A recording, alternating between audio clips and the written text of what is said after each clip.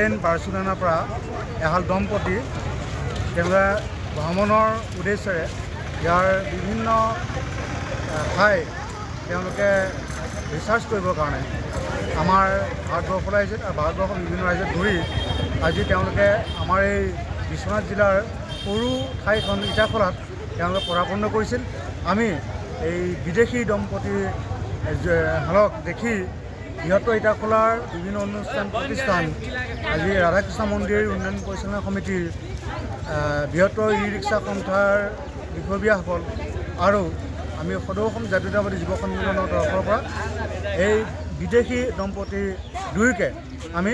আজি উষ্ম অভিনন্দন জ্ঞাপন কৰিছোঁ আৰু আমাৰ এই বৃহত্তৰ অঞ্চলত তেওঁলোকৰ আমাৰ মৰম আদৰ দেখি তেওঁলোকে আপ্লুত হৈ আমাৰ সকলোকে সুন্দৰ এটা শুভেচ্ছা বাণী